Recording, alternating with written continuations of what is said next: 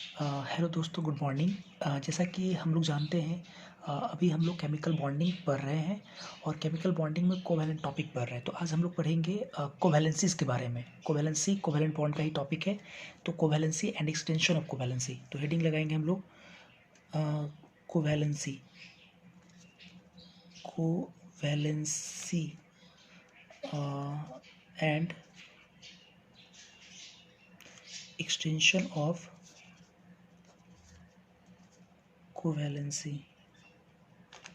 Extension of covalency, covalency और covalency का विस्तार।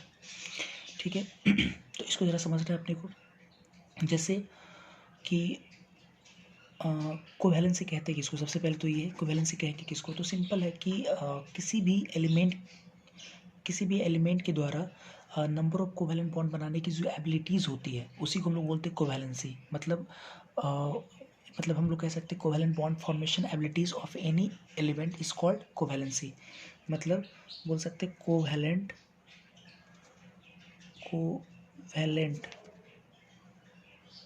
Bond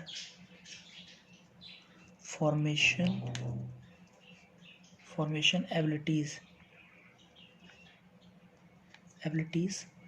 of any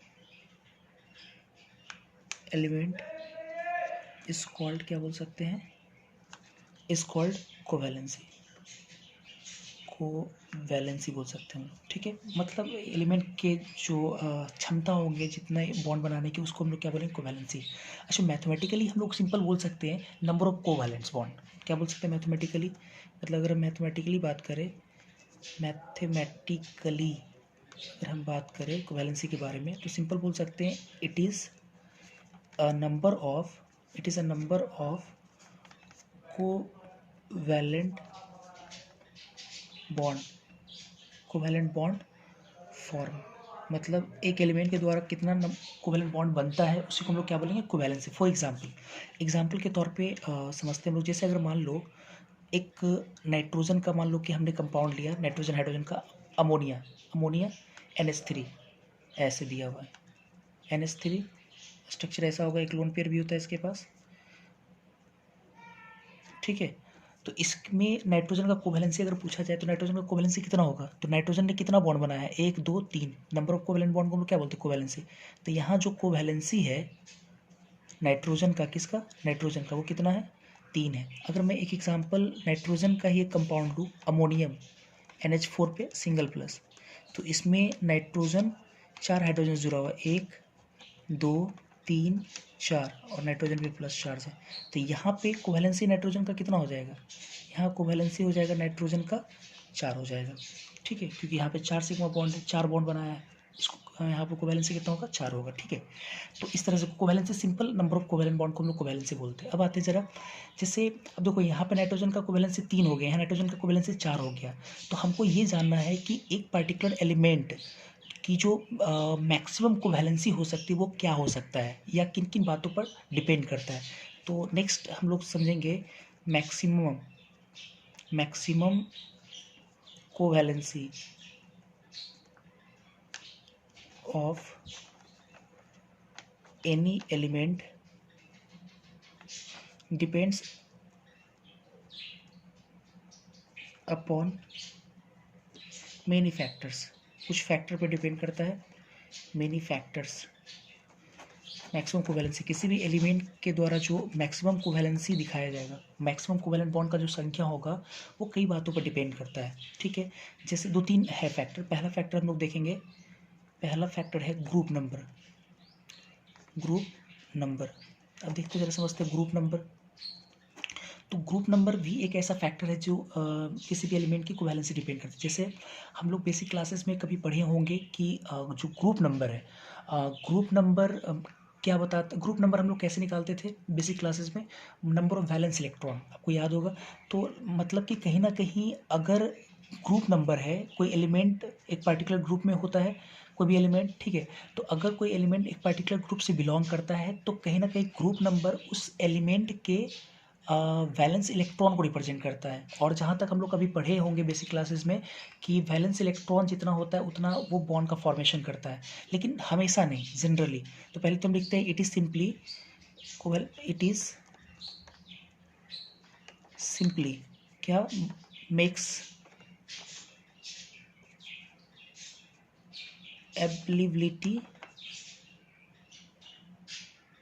ability of, मतलब कितना अवेलेबल है क्या, number of valence electron, number of valence electron. तो वैलेंस इलेक्ट्रॉन कितना अवेलेबल उसके आधार पे हम लोग, ठीक है, इन जनरल हम लोग बोल सकते हैं कि किसी भी एलिमेंट का जो मैक्सिमम कोवैलेंसी होगा, इन जनरल हमेशा नहीं, मैक्सिमम जो कोवैलेंसी होगा वो कितना, वो directly proportional to group number होगा।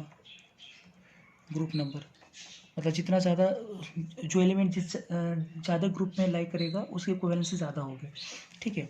जैसे फॉर एग्जांपल, जैसे हम एग्जांपल लेते हैं, एग्जांपल के तौर पे मान लो हमने लिया कार्बन। कार्बन कार्बन का ग्रुप संख्या कितना है, 4a है।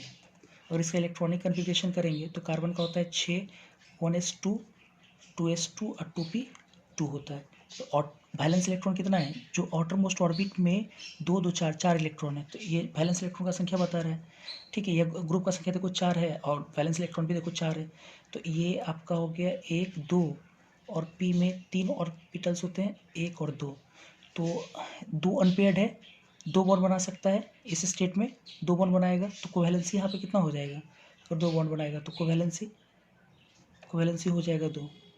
मैक्सिमम मैंने लिखा है, मैक्सिमम कोवैलेंसी, अभी तो कोवैलेंसी 2 हो जाएगा क्योंकि 2 अनपेयर्ड इलेक्ट्रॉन है, 2 अनपेयर्ड से दो बॉन्ड बनाएगा, जैसे CH2 एक लोन पेयर यहाँ पर है क्योंकि एक लोन पेयर ये हो गया, 2 से बॉन्ड बना लिया CH2 या CF2, ठीक है, ठीक है। ये सब क्या हो जाएगा, इसमें कोवैलेंसी कितना है, 2 है, ये सब एग्जाम्पल में।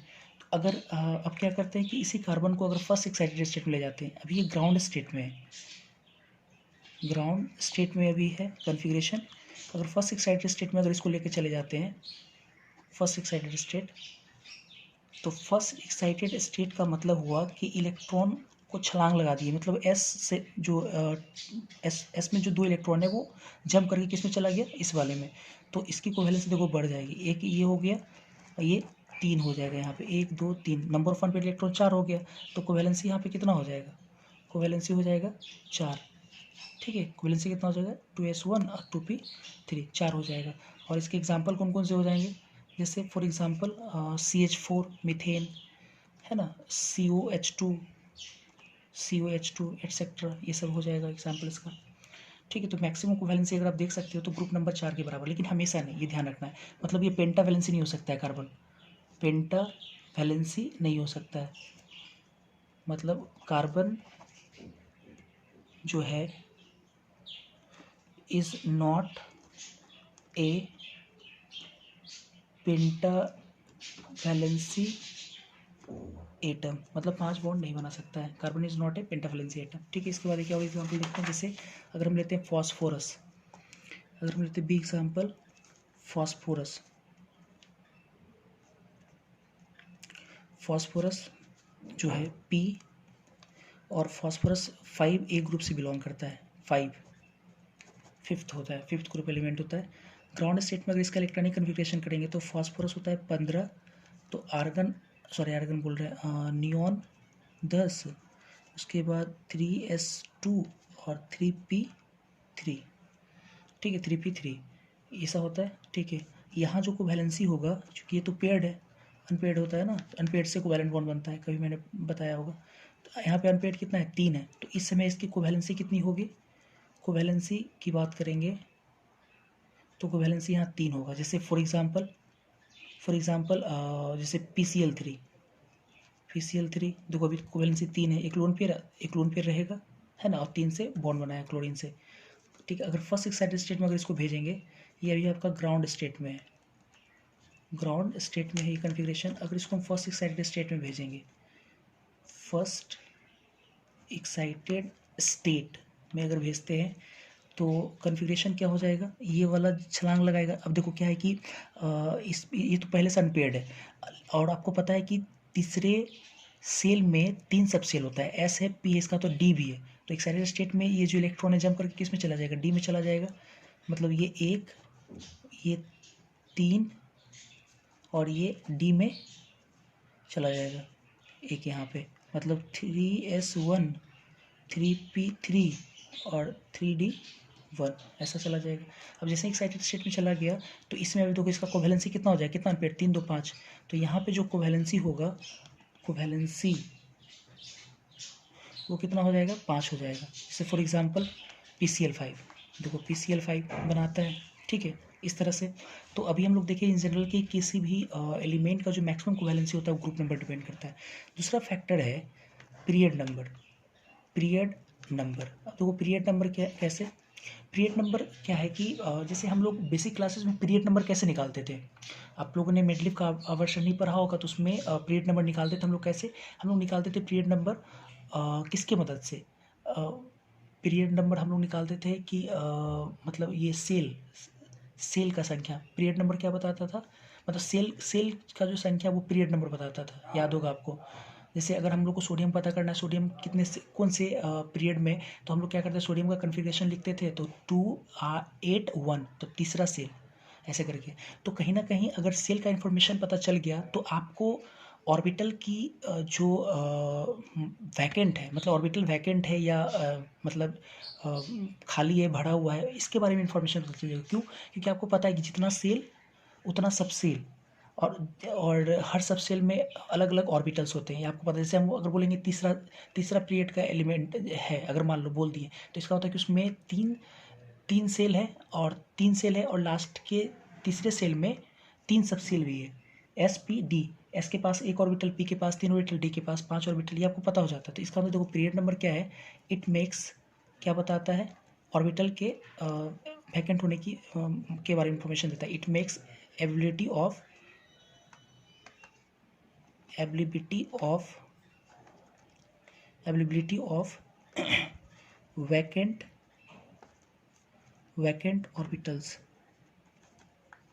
ऑर्बिटल्स के बारे में ये बताता है, ठीक है। It tells availability of vacant orbitals. इसके बाद जैसे फॉर एग्जांपल, जैसे सल्फर लेते हैं,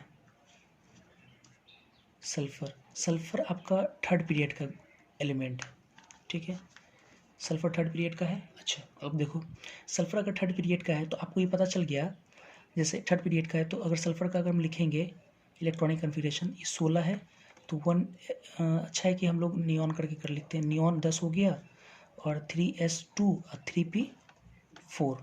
3p4, ठीक है। ये ग्राउंड स्टेट में हुआ, इसका ग्राउंड स्टेट में कन्फिग्रेशन है।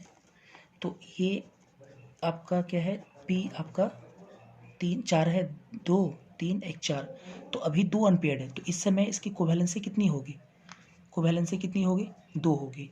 अभी इसकी कोवैलेंसी कितनी होगी, 2 होगी। जैसे फॉर एग्जांपल तौर में SF2 या SF2 SH2 या H2S जिसको बोल सकते हैं हम लोग, H2S एटसेट्रा, ये सब हो जाएगा एग्जाम्पल। इसमें के पास देखो लोन पेयर कितना हो जाएगा, सल्फर अगर 2 बॉन्ड बनाता है तो एक ही है, मतलब 2 लोन पेयर इसके पास होगा। अब 2 लोन पेयर भी दिखा सकते हैं यहाँ पे। अच्छा, इसके बाद अगर हम इसको फर्स्ट एक्साइटेड स्टेट में ले जाते हैं, फर्स्ट एक्साइटेड स्टेट, तो फर्स्ट एक्साइटेड स्टेट ये जाएगा या नहीं जाएगा, तो ये तो आपको पता चल गया, क्योंकि पीरियड 3 है, तो तीसरे पीरियड में 3 सेल, तीसरे सेल में 3 सब सेल, SPD, इसका मतलब D है यहाँ पे, हालांकि इसमें भरा हुआ है लेकिन D खाली है, तो फर्स्ट एक्साइटेशन में जाएगा। जैसे तो कितना हो जाएगा, ये 3s1 3p4, सॉरी 3s2 ही पहले रहता है, क्योंकि बाहर का जो पेड इलेक्ट्रॉन वो अनपेड होगा, 3p3 और 3d1। तो अगर यहाँ पे देखा जाए तो ये तो दोनों पेड है, ये 3 अनपेड 1 4 अनपेड, तो यहाँ पे कोवैलेंसी कितनी हो जाएगी इस कंडीशन में, यहाँ कोवैलेंसी हो जाएगी 4 हो जाएगा, क्योंकि 4 अनपेड है, कोवैलेंसी 4। फॉर एग्जांपल जैसे SO2 जैसे SF4 अगर है तो इसके पास कितना इलेक्ट्रॉन बचेगा, पेड, एक अनपेड इलेक्ट्रॉन बचेगा, इस प्रकार से। और अगर इसको हम सेकेंड एक्साइटेड स्टेट में जैसे ही ले जाते हैं, ये तो फर्स्ट था, ये जैसे ही अगर हम लोग सेकेंड एक्साइटेड स्टेट में अगर ले जाएंगे, तो सेकेंड एक्साइटेड स्टेट में क्या हो जाएगा, ये पेड जो पेड इलेक्ट्रॉन वन पेड होगा, तो ये 3s1 3p3 और 3d2, तो ये है ना, तो एक यहाँ से 3 यहाँ अनपेड, 2 यहाँ पे अनपेड, तो 6 हो जाएगा। तो मैक्सिमम इसकी यहाँ कोवैलेंसी कितनी हो जाएगी, कोवैलेंसी कितना हो जाएगा, 6। फॉर एग्जांपल जैसे SO3 कोई अनपेड नहीं, SF6 है ना, इस तरह से SF6 हो जाएगा, इट इज एटसेट्रा वगैरह। और हम लोग पढ़े भी है कि मैक्सिमम जो अब इसके बाद नहीं होगा, क्योंकि हम लोग पढ़े हैं कि मैक्सिमम जो कोवैलेंसी होती है, कोवैलेंसी जो होती है वो ग्रुप नंबर के बराबर होता है, ग्रुप नंबर। और ग्रुप नंबर कितना है?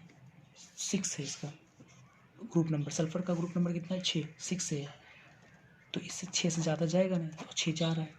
ठीक है, उसके बाद अगर हम इसी पे एक एग्जांपल करें, ठीक है, इसी पे एक एग्जांपल करें, नाइट्रोजन का एग्जांपल लेते हैं। फॉर एग्जांपल नाइट्रोजन, तो आपको समझ में आ जाएगा कि क्यों पीरियड नंबर पे डिपेंड करता है कोवैलेंसी। नाइट्रोजन, तो अगर हम नाइट्रोजन लिए तो नाइट्रोजन कितना है? सेकेंड पीरियड का एलिमेंट है। फर्स्ट आपका हाइड्रोजन हीलियम, दूसरा लिथियम से लेकर के नियॉन तक, सेकेंड पीरियड का। नाइट्रोजन 7, ठीक है, 1s2, 2s2 और 2p3।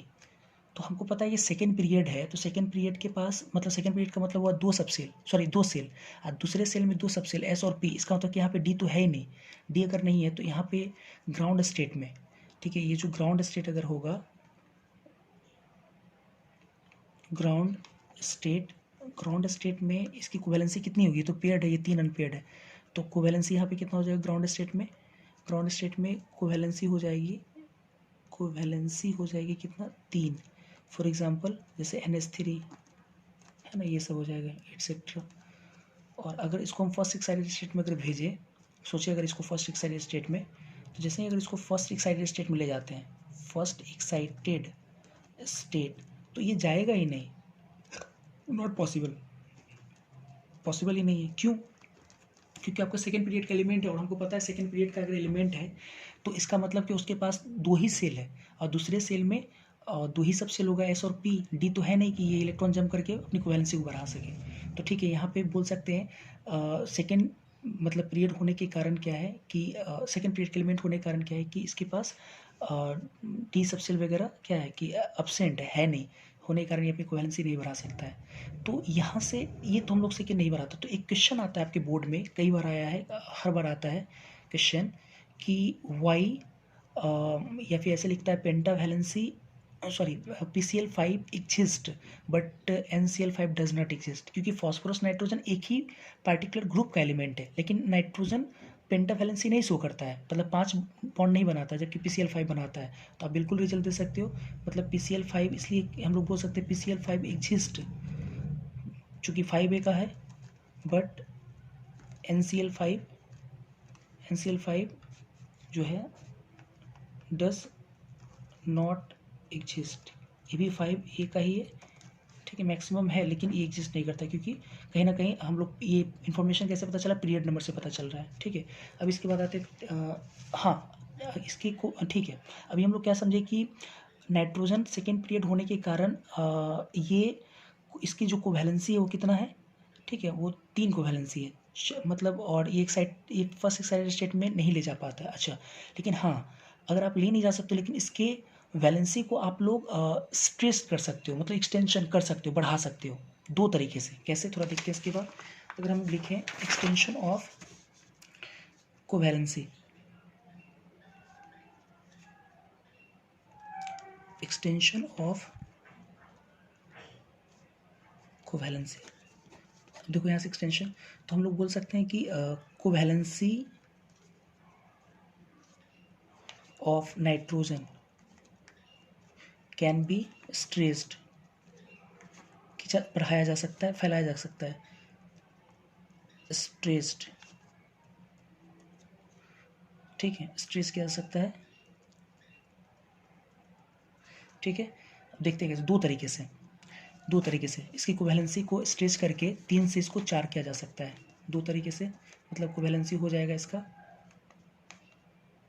4, 2 तरीके से। पहला देखो तरीका क्या है, जैसे नाइट्रोजन अभी हम लोग देखें कि था क्या, नाइट्रोजन है और 7 1s2 है, 2s2 और 2p3, ये पेयर्ड इलेक्ट्रॉन है, ये 3 अनपेयर्ड है।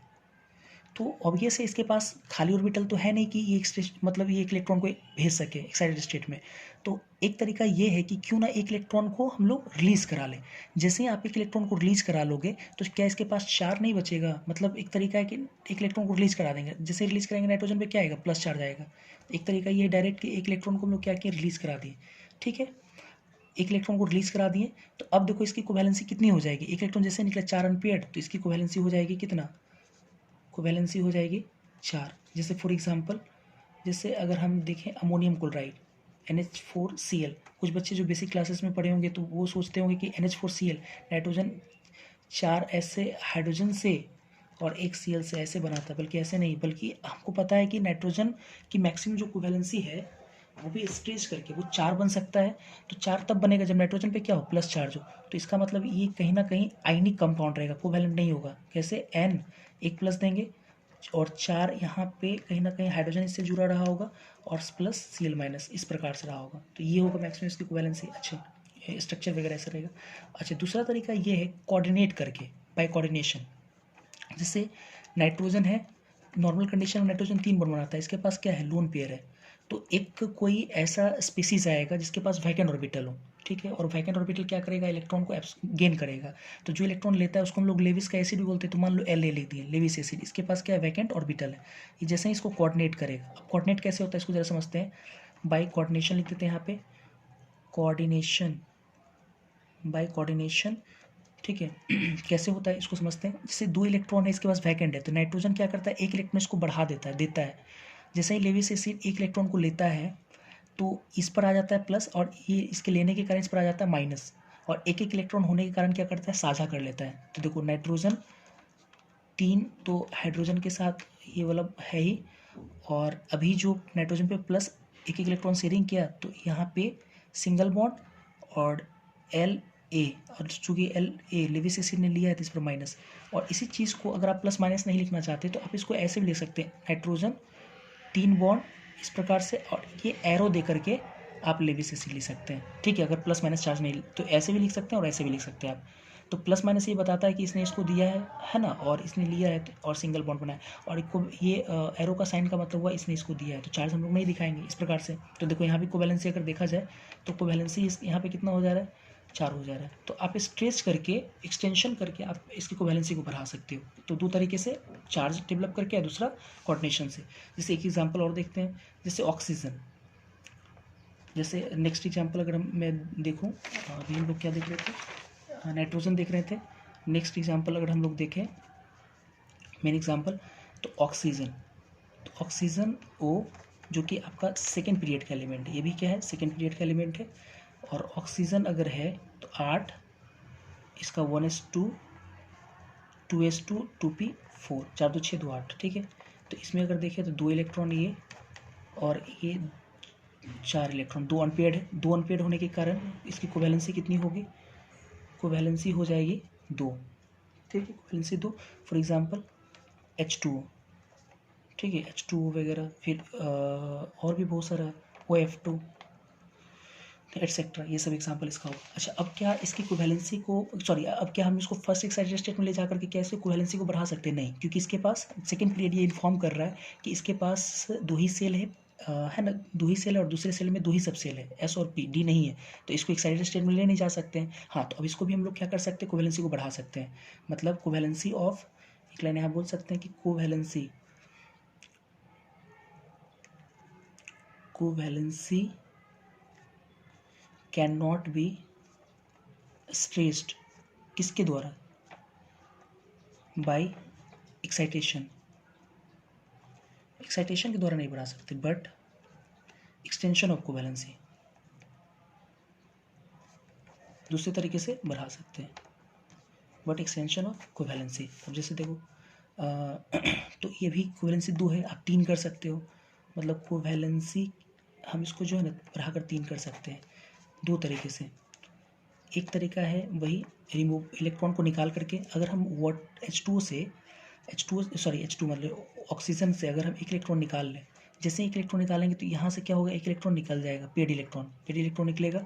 तो जैसे पेड इलेक्ट्रॉन, इसके पास 3 अनपेड आ जाएगा। तो मतलब O पे जब अगर प्लस रहेगा, O पे प्लस, तो इस समय इसकी कोवैलेंसी कितनी हो जाएगी, इस समय इसकी कोवैलेंसी हो जाएगी 3। फॉर एग्जाम्पल H3O प्लस कभी आप लोग पढ़े होंगे, H3O+, hydronium ion, O 3 bond S से, O से, और इस पर ऊपर क्या है, प्लस। देखो इस प्रकार से वो कोवैलेंसी यहाँ 3 है। अच्छा, फिर एक तरीका है कोऑर्डिनेट, बाय कोऑर्डिनेशन। अब देखो बाय कोऑर्डिनेशन क्या है कि जैसे ऑक्सीजन है तो 2 तो बॉन्ड नॉर्मल कंडीशन बनाता ही है, इसके पास 2 लोन पेयर भी है। तो एक लोन पेयर मान लेते हैं इस वाले ऑर्बिटल में मान लेते हैं, ठीक है। और कोई लेविस का एसिड जिसके पास वैकेंट ऑर्बिटल है, ऑब्वियसली इसको कोऑर्डिनेट करेगा तो ऑक्सीजन 2 बॉन्ड, इधर एक लेविस एसिड, या कोऑर्डिनेट भी दिखा सकते हैं या इस प्रकार से, ठीक है। तो ये 3 बॉन्ड, तो देखो यहाँ भी कोवैलेंसी कितना हो गया, 3 हो गया। क्लियर, इस तरीके से हम लोग उसकी कोवैलेंसी को बढ़ा सकते हैं। नेक्स्ट एग्जाम्पल हम लोग देख लेते हैं एक और, for example boron, boron B.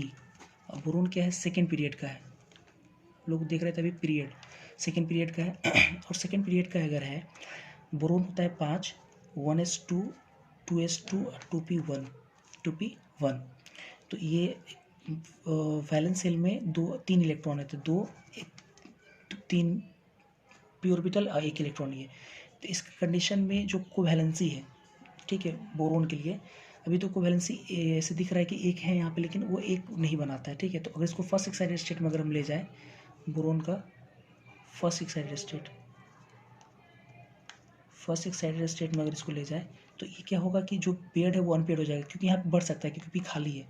First excited state में हो जाएगा ये 1s2, 2s1, 2p2।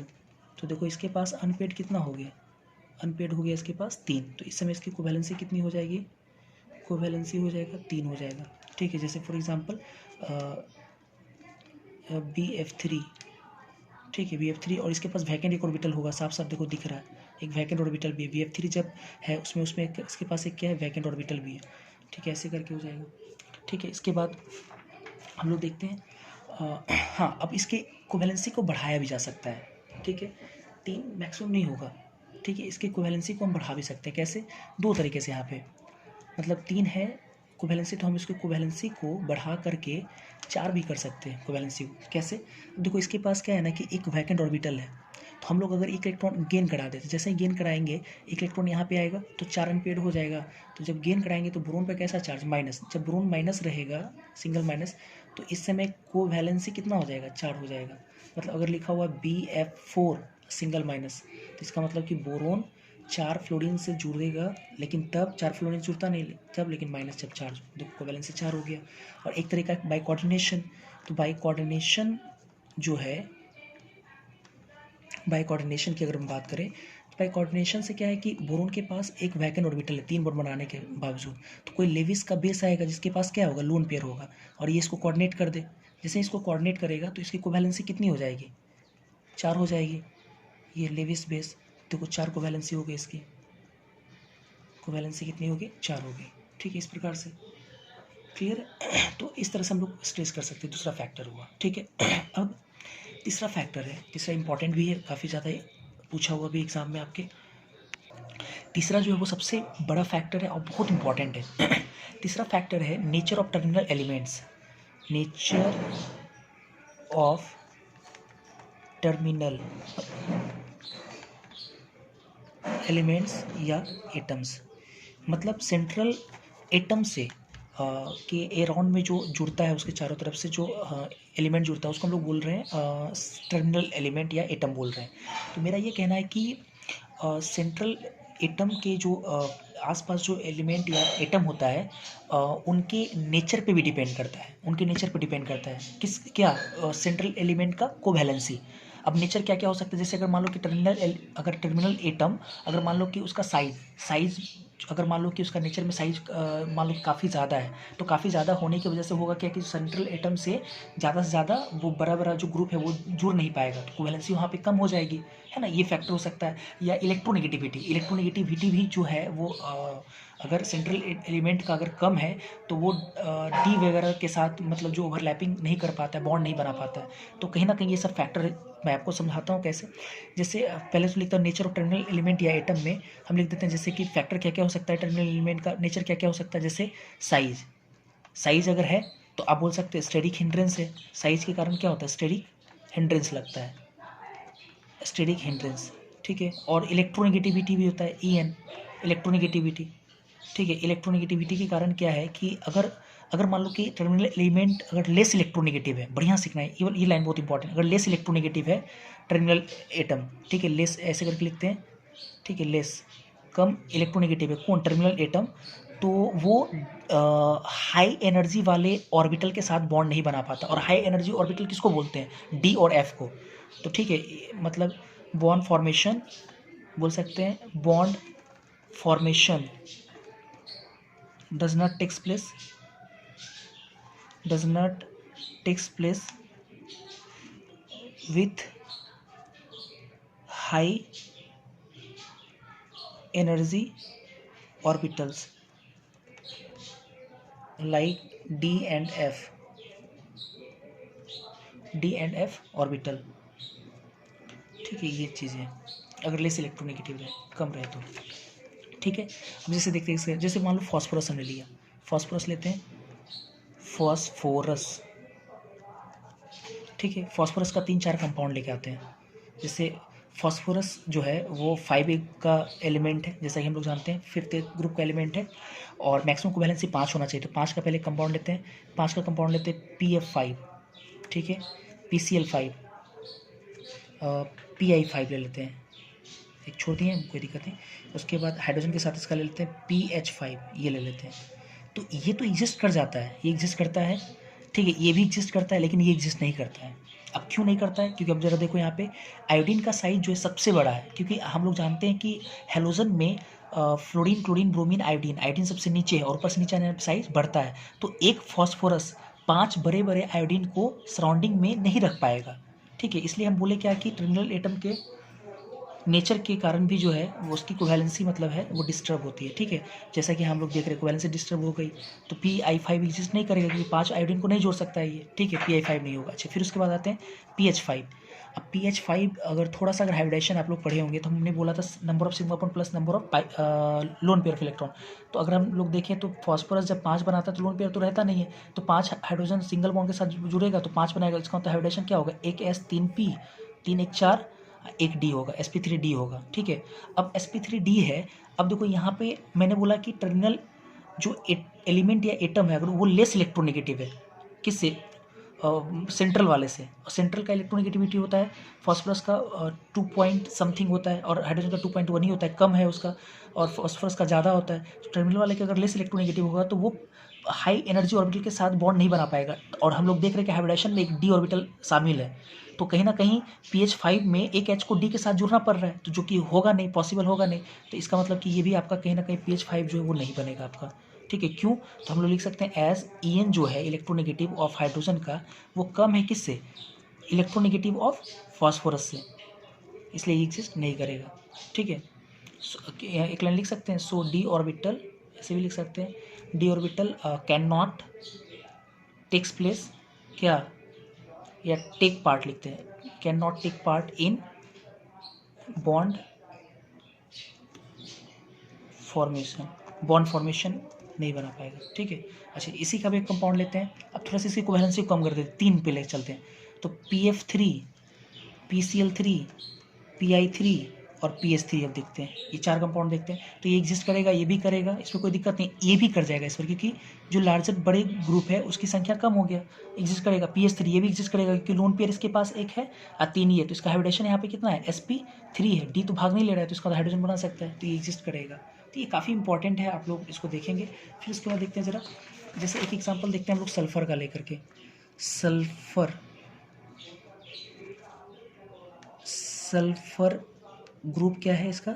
6 ग्रुप, 6 से, और इसे मैक्सिमम कोवैलेंसी 6 हो सकता है। तो हम लोग एक बार इसको पहले 6 में हम लोग लेके चलते हैं। 6 में सल्फर का कंपाउंड SF6 ले लेते हैं, ठीक है, SL6 ले लेते हैं, SL6, SI6 और SS6 ले लेते हैं, ठीक है। तो ये तो एग्जिस्ट कर जाएगा। अब देखो यहाँ पे क्या है ना कि जैसे फॉस्फोरस में 5 ही क्लोरीन था, अब सल्फर में क्या है, 6 क्लोरीन आ गया, तो ये भी किसी किसी तरह से एग्जिस्ट कर जाता है। हालांकि ये नहीं बोल सकते हैं कि आराम से एग्जिस्ट करता है, लेकिन किसी भी तरीके से ये एग्जिस्ट करता है। इसका मतलब कि SBr6 तो एग्जिस्ट ही नहीं करेगा, क्योंकि किसी किसी तरह से एग्जिस्ट करता है। SI6 तो करेगा ही नहीं, क्योंकि जब PCl5 एग्जिस्ट नहीं की, PI5 जब एग्जिस्ट नहीं किया तो SI6 कैसे एग्जिस्ट करेगा, क्योंकि एक और बड़े ग्रुप का संख्या बढ़ गया, ये नहीं करेगा। SS6 भी नहीं करेगा, क्यों? क्योंकि अगर यहाँ पे हाइब्रिडेशन देखेंगे 6 तो sp3d2 3 2 5 1 6, और D देखो भाग ले रहा है, इसका मतलब कि एग्जिस्ट नहीं करेगा।